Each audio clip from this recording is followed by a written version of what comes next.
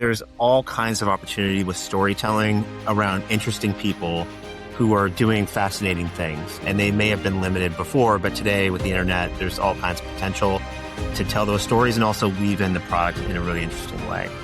Yeah, I think just as it relates to content as a whole, I think the AI dance is one. I think everybody, if anybody tells you they know where that's going, it seems to be changing every day. You're lying. I need to meet that person. Right. They're so talented, these live streamers. They do such a great job. I mean, you think about what that's like when you're live streaming every day, and that's a hell of a way to make a living. I'm tired from this 10 minutes we've been doing here. So I don't know how to do it. Exactly. Just imagine that every single day per hour. This week on Next in Media, I spoke with Ian Trombetta. He's the SVP of Social Influencer and Content Marketing for the NFL. Ian and I talked about how the league finds the right creators to both promote and protect its brand, how younger fans are consuming sports. Ian and I also talked about his previous stops at Red Bull and Activision. Lastly, we talked about what it was like to work with YouTube on its first NFL broadcast. Let's get started. Hi, everybody. I'm Mike Shields. Welcome to Next in Media. My guest this week is Ian Trombetta. He's SVP of Social and Influencer Marketing for the NFL. Hey, Ian, thanks for being here. Great to be here. Excited to talk to you. It's an awesome time to talk to you right in the middle of playoff mania and Harbor mania in here in New York, which is not really where we're going with this. But give us a quick, you have one of those jobs where people are like, that sounds like an awesome job. Yeah. What does that entail? Are you the person that handles social marketing for the league? Is that also working with creators? Give us a little of your parameters. Yeah. So I'm pushing 8 years here at the NFL. I came out of a video game and energy drink background, but my remit here is really aimed at social media first and foremost. So oversee the league channels globally. So that's all of our primary league channels, whether that be at NFL accounts, at NFL Network, and then we have a myriad of different global channels in different markets like Brazil and the UK and so forth. So we oversee those. And then I also oversee the influencer marketing team, which we created about 8 years ago now. And it has increasingly moved more into this creator space as YouTube and Snapchat and these different platforms have taken on more of a significant role with culture. We've continued to evolve that program in some pretty exciting ways. And then we also have within that a player group, a club marketing group, and a variety of others that fit within that department.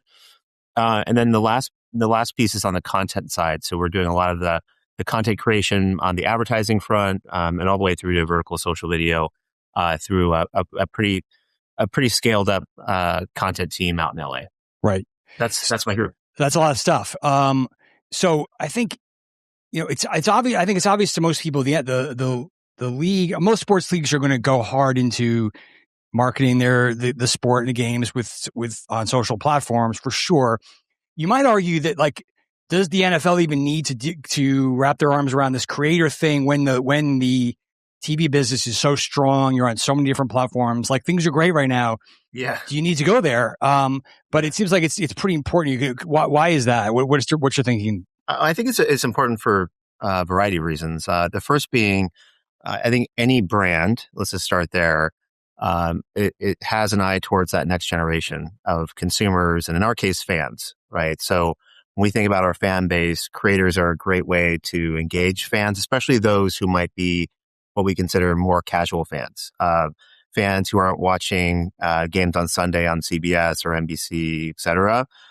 Creators can be a great entry point for them to kind of showcase different aspects of the NFL that might be of interest around fashion or gaming or different areas that might pull them in to drive interest around a team, around a certain player, things like that. So creators are great in that sense. They typically over-index with younger audiences.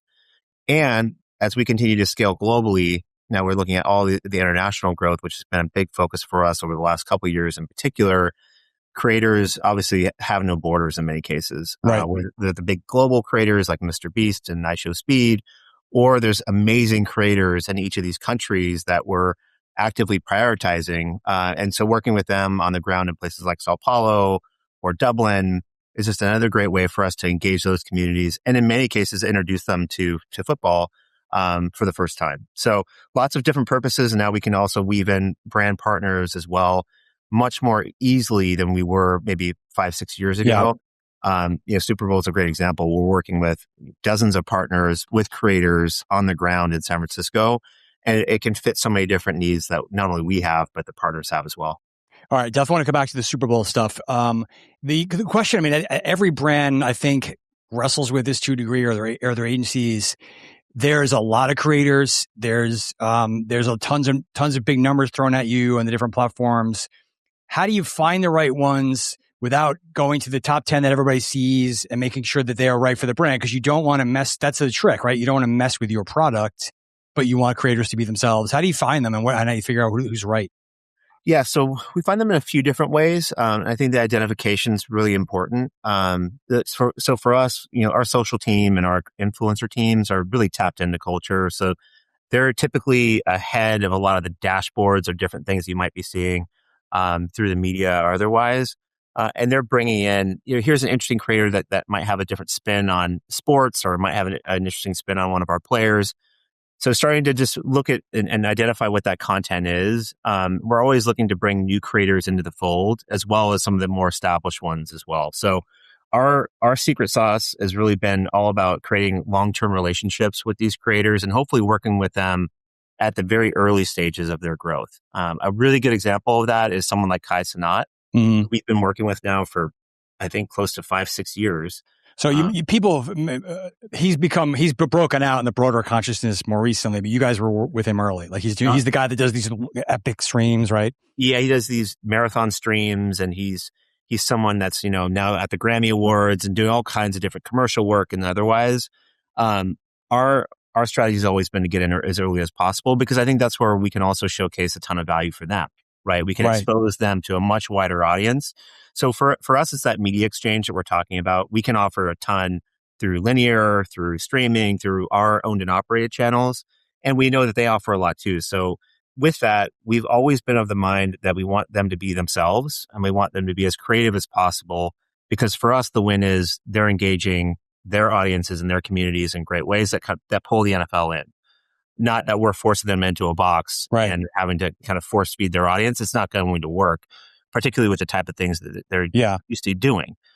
That's really come a long way. So I think even now today, our partners, and I'm not going to single any partner out in particular, but I think now many brands, especially the bigger, more scaled up brands that have really sophisticated ways of looking at ROI, understand that the ROI first and foremost comes off of the organic reach that they can drive on their channels. And in order to do that, the content's got to be great. So we're always looking for opportunities to create great content that also fit some initiatives that we're trying to fill in as well. So a couple questions there. I think I hear that all the time from the bigger creators don't want to do like a one-off thing anymore. They like the longer term partnerships. Mm-hmm. Seems like it's best for both parties. But how do you, like with a guy like Kai Cenat or someone like that, what were you looking for? Because you don't know this person is going to explode necessarily. No. Are you looking for, like a particular engagement level, community? Is it just the guy's talent? Like, are there certain things you're looking for early on to partner with somebody? Yeah, I think momentum has a lot to do with it, right? Because the way that the internet's moving and the way a lot of these platforms are moving, there's something to be said for just that salience or that momentum that creators have, just like a brand, right? Yeah. There's a wave that you can catch with different creators, and in some cases, like with Mr. Beast, it just continues on and on and on. Right. And in others, they go through different cycles and ups and downs. And from our standpoint, we want to be there at the kind of the front edge of that to say we have our pulse on culture, and I think especially youth understands that. They know who's really coming up. And there's so many different examples where I could talk about that, but one that really stands out is someone like Sketch. When Sketch was really taking off and kind of taking over culture, we had him at our draft in Detroit. Mm-hmm. And I mean, the response that we got and the engagement we saw from Sketch, he outperformed any of the players who were drafted. Right. At the draft. Which is that's got to be funny but tough for like some of these big ego folks that are like expecting to be adored. Yeah. Yeah, it's a great thing, because in many cases we were creating content with Sketch and those players, right? So it's a win for everybody in the sense that we're sharing audiences. They can draft off of his fandom and vice versa. Exactly. And so then how does that? So from Detroit, he's obviously continued on, and we actually had him in our Mr. Beast video to kick off the season this year as part of the promotion for Brazil with our first YouTube stream. Right. So there's all kinds of opportunities throughout the year that we're looking to fill in and find ways to really work with the right creator at the right time. And we're talking about a lot of different executions. Is there a, like when people, or if people are trying to understand how you work with creators, is it, it doesn't sound like it's just mostly pushing out, hey, watch the Bears game at 1:00 on Sunday. Yeah. Like these are either you're bringing them to events or you're creating stuff with them. Like what, is there a standard way of operating with creators? Or is it kind of always unique? Well, I think for us, it's the nice thing for me, I guess, just in terms of the longevity that I hope to have, that the way in which we're working with creators today, it really permeates throughout the league now. Whereas before it was more isolated to just social content and filling in different initiatives we might have for a certain tempo, like the draft, or like more tactical and more very specific initiative based. Yeah. Today we're working with creators on things like our cause marketing, to support different causes with Inspire Change, some of the things we're doing there. We're working with them on big events like Super Bowl. We're working with them on our campaigns like NFL Plus, to drive our D2C product. Right. I mean, I could just NFL Shop to drive our consumer products business. They're really cutting through just about everything that we're doing now, in a great way, which is all going back to driving reach, driving engagement, and awareness of whatever the initiative or the product might be. So I'm pleased with the progress we're making, and certainly from the top down, from the commissioner level all the way down. I think there's an understanding now of the value. Their league is bought in, maybe in a place it wasn't. 100%. Yeah, 100%. And partners like YouTube being more, continuing to grow with us with Sunday Ticket, and now streaming live games for the first time. As they continue to grow their presence within the NFL, creators are obviously the heartbeat of that platform, and that always kind of serves the same need. Yeah. Now, generally speaking, this kind of work is high touch and not that easy it's not as easy as buying a bunch of pre-rolls in YouTube or buying TV spots. Again, generally speaking, are there things you're missing? Like, do you wish it was easier to execute? Or would you love better metrics, better standard, kind of units or is it always going to be sort of custom in the way it is? I hope that there's a more, I think, general way for the industry to evaluate performance. I think that would be really helpful. It's still sporadic, I think, to say the least. I think it would be great if we could get more access. I think everyone wants more access to the influencer or creators data without infringing on their privacy, which is always a big thing. We don't want to push too far because, in many cases that's their channel and that's super valuable and proprietary and all that. But right, exactly. So I think there's work to be done there. But for us, I think we also have as a league, we have a lot of advantages, in the sense that we've got a lot of different listening tools around social media that I don't think many brands have, which gives us a really good indication of video volume and consumption across the internet. It gives us a really good sense of sentiment. And then we also have a GSOC department, which is basically another way of saying we have a digital security department, which is all over anything that could be problematic. That was going to be my next question, is like, so every brand is worried about that. But the NFL does not want to mess with its brand, and creators are unpredictable. So you are on top of making sure that these things don't go awry. Yeah, we are. And for me, that's not just an intern clicking and watching a bunch of videos. Like you had to do something. No. That's a pretty robust set of tools and security teams that we have that's looking at just all the different kind of conversation that's not only happening kind of at the front door of the internet, but also on the dark web. Yeah. Just to see kind of what's going on there. I think the biggest area that I personally witnessed with creators where they might step into some things at times is during live streams, where they don't have time to edit. Yeah. And they're so talented, these live streamers. They do such a great job. I mean, you think about what that's like when you're live streaming every day, and that's a hell of a way to make a living. I'm tired from this 10 minutes we've been doing here. So I don't know how to do it. Exactly. Just imagine that every single day for hours with a ton of people, right? So, I think that's honestly, there might be things in there where they might say something that's off color, or they might do something that's offensive in some way. So that's for us probably the one area that we we try to stay on top of as much as we can, but it's challenging to say the least. Reaching the right audience on streaming TV takes more than guesswork. It takes intelligence, and Sabio delivers. Sabio is redefining what it means to be a modern media company, where data, technology, and creator-driven content work together to deliver real results at scale. At its core is AppScience, the only company building audience segments for mobile and CTV behavioral data, reaching over 70% of the U.S. streaming households. How do you activate Sabio? Sabio is platform agnostic, meaning you can run campaigns through your preferred DSP, or tap into Sabio's proprietary platform. With its owned and operated creator television network, Sabio unites media, data, and culture, giving brands a direct line to engaged, authentic audiences. Sabio's full-stack approach from ad serving to audience insights to creator content brings every piece of the media puzzle together, so campaigns don't just perform better, they connect deeper. Reach modern audiences with Sabio, the media company built for how people stream, watch, and connect. Learn more at sabioctv.com. That's SABIOCTV.com. So you hinted at this. This is not just you promoting the league. It sounds like you're bringing some of your brand partners along for the ride in many cases. What are there good examples of that? Yeah, so many different examples of that. Just at Super Bowl, I'll give you a little sampling. We're working with EA with creators like RDC.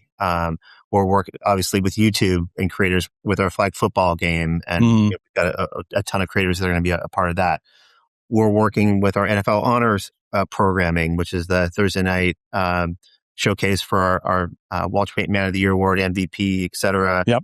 We'll have creators like Drewski a part of that. So literally everything that we're doing is kind of cutting across, and partners now today, especially being in Silicon Valley and San Francisco for Super Bowl, so many different partners are going to be activating either directly with us or indirectly with creators and influencers as a really fundamental part of how they showcase their brands and everything happening around Super Bowl. I do have another Super Bowl question, but I just want to come back to you guys made it was a big moment this year for the league and the digital media landscape with the first game on YouTube in Brazil. You hinted at that. Yeah. You guys had the traditional broadcast and also creator alternative streams. And then there was a lot of marketing. Tell me like what you guys learned from that. It was because that had to be hard to figure out exactly who can carry an NFL broadcast and bring a different fandom. And all those things are fascinating. Yeah, I got to give our broadcast team a lot of credit, and I obviously give YouTube a lot of credit. I think the integrity of this stream and the ambition was phenomenal. I also love being in that environment in the sense that we were trying a lot of new things.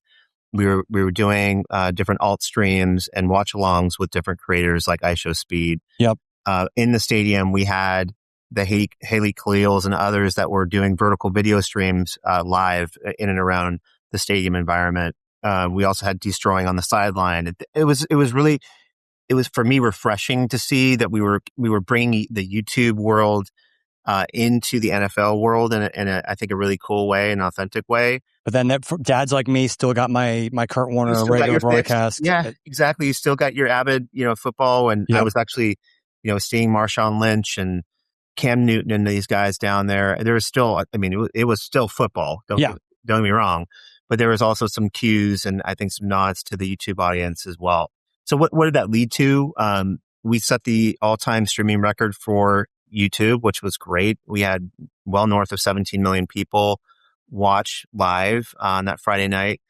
In addition, we set the social media record for YouTube while we were down there. So lots of fantastic engagement, obviously global scale. And, I think we certainly learned some things along the way. Even now going back and looking at it, there'll be more opportunities, I think, to create more bespoke opportunities for creators, but being really, really targeted and specific as to how we promote them. And how we get those audiences that we think are going to be most interested in those specific creators and the types of things they'll be doing. And then obviously going as mass as we can for the stream. Yeah, because it's sort of in a way, isn't it? It's an opportunity to redefine what an NFL broadcast is, right? Without going too far. So it'll be fascinating to see what happens next with that. And that's certainly, I think the tip of the iceberg of our ambition and everything we're hoping to do. And working with a partner like YouTube, it does give us the opportunity to test and learn in a few different areas, while mitigating some of the risk as well. So I think as we continue to expand globally, creators, again, are a great way for us to bring in, different markets and different fans who may know a little less about the game than maybe our primary US audience.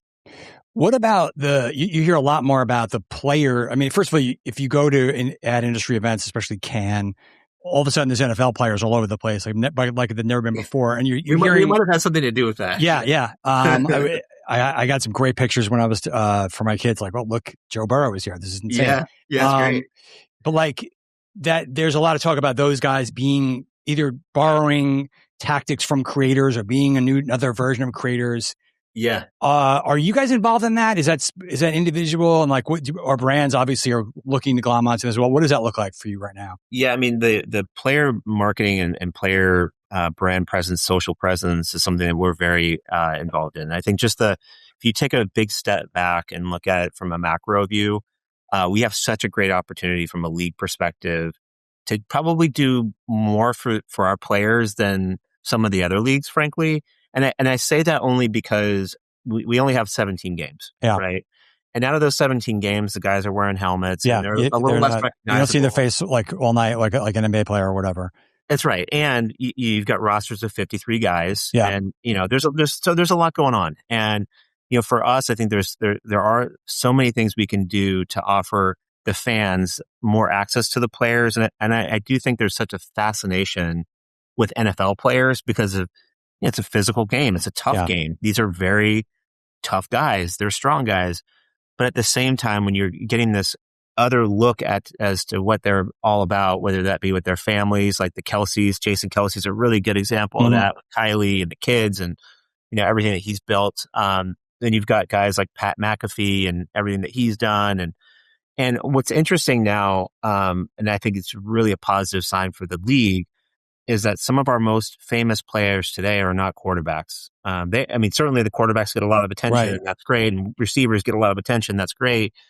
But today it's much more democratized in terms of where the fascination's coming in, and that's a really good thing for us.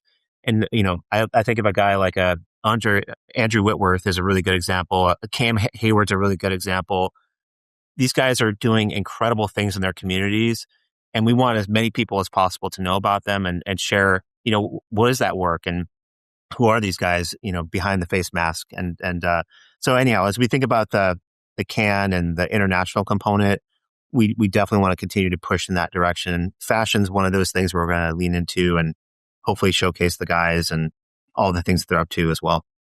I want to ask you, you've had but before the NFL, you had a couple of really interesting stops. I think you mentioned Activision, Red Bull, companies that are known for being, pretty forward-thinking in digital content. There's a lot more talk about a renaissance of brands either really latching on to creators or becoming creators themselves and getting into content.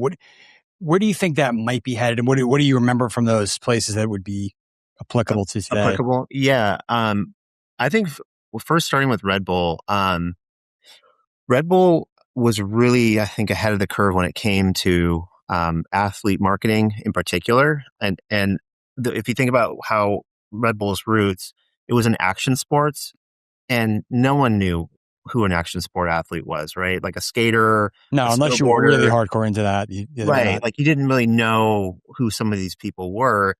And through the content and a lot of the serialized content that started to emerge on YouTube and some of the early platforms like Facebook and others, those athletes got so much recognition and their awareness went well beyond just the snowboarding community or the base jumping community. It started to get much more mass.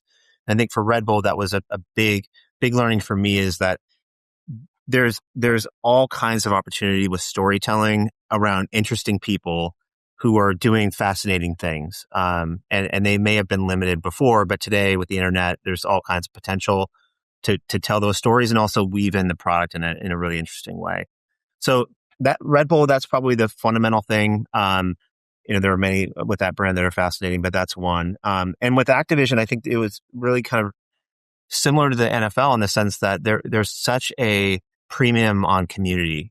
And when you think about those games like Call of Duty or Destiny and so many others, it comes down to the player base and the community and how vibrant that is. And that's really going to make or break the success of that year's title. Sure. And for us, we paid a lot of attention on serving those communities, especially online, and really making sure that they understood what was happening with the game, what they would look forward to, different drops and things that were happening in the game. And that you saw just the power of that and how excited they were, number one, but just how they also connected together. And I think there's a lot of parallels to the NFL in our teams and players and how fans connect to them and just the passion and interest around the sport. Speaking of gaming, that's always been an area where it's been brands feel like they got to do more, but it's never easy to crack. Yeah. And now, of course, more than ever, like esports, it was like esports. Yeah. And now there's such a huge community of Roblox and Fortnite in particular. Have you thought about that as a league? How do you get into that world? Is that an area that is tough to squeeze into? Or what's your thinking there? Yeah, I think the main thing I think any brand sort of underestimates within gaming is the quality bar is so high, and in order to maintain a presence within those games, those open world games, which so many of them are now, you've got to have a full on business wrapped around that, right? To really sustain the engagement. And I think what was interesting with the metaverse and all of that kind of blew up out of nowhere. And now everyone's in the metaverse, and there was a lot of interesting little pop-ups. But when it came down to, do you have a studio that's going to be actively creating this content and looking ahead? Right. You're not done when you just put something in there and walk away. Yeah. And I think that's the thing that most brands underestimate. And I think, frankly, the thing that similar to creators, really. Exactly. 100%. And so for us, as we look at gaming, we don't want to just be a flash in the pan. We want sustained engagement. And we are looking at a variety of opportunities. And we've done some nice work with Roblox. We've done some nice work with Fortnite and a variety of other games. I think from where I sit, it's really how do we create that sustained presence? And I think, interestingly, creating more casual games, mobile first games, especially with flag football being a growing kind of a initiative and focus for us. It's going to be in the Olympics. Probably some opportunities for us to lean in even further. Interesting. A couple more from Ian. So getting back to the Super Bowl, which is going to be upon us pretty quickly here. It sounds like you've got a bigger presence. Who's your pick? That's good. I mean, this could be dangerous because we're recording this and the weekend's going to happen before this. But I think the Bills. This is not logical, but I feel like they're finally going to break through. It just feels like the moment. I think most of America would be good with that. I think that'd be a fun one to watch. But don't take that to the bank or anything. Love Josh Allen. Yeah, but I think. So when it comes to the creators in the Super Bowl, are we going to notice a huge presence this year when we tune in? Is it going to be all over the different platforms, or what should we be looking for? Yeah, I think it's going to be amazing. We definitely plan on having more creators on site activating with us than ever. So we're talking well north of 150 creators just that we're actively working with. That's not to mention all of our partners and otherwise. I think NBC is going to do some really cool stuff. You look towards the Olympics and some of the things we're going to be doing to cross promote the Olympics with the Super Bowl. I think there would be some really, really cool stuff there as well. And then, for us, I think the opportunities, especially being in Silicon Valley with all those tech partners, and I'll kind of lead with YouTube, just opportunities galore for us throughout the week, not just on Sunday to promote the game and otherwise, but to really think about all the different ways. So we'll have things like an NFL season, which is a cooking competition with creators. We're going to have fashion shows. We're going to have all kinds. Obviously, music is a big part of it. Yep. So so many different aspects that we can showcase. I think all the fantastic things that surround the NFL. And hopefully that's engaging for fans, especially those around the world. And clearly, with the halftime show that we have this year, we expect the global reach to be really, really something special. Yeah, that should be that should be wild to watch. Lastly, you may have covered some of this already, but what is your biggest challenge right now in the creator media space, either for you guys specifically or brands and media companies? What do you think's the most thing you got to get ahead of? I think just as it relates to content as a whole, I think the AI dance is one that we're always, I think everybody, if anybody tells you they know where that's going, it seems to be changing every day. You're lying. I need to meet that person. Right. So trying to stay kind of at the front of the line on that as it relates to how the platforms and creators are employing AI. And then just the proliferation of content. I think that's something that we're seeing is that the platforms are getting flooded now with more and more content. So how do you cut through that? It's going to become even more challenging unless you have paid boosting and otherwise behind it.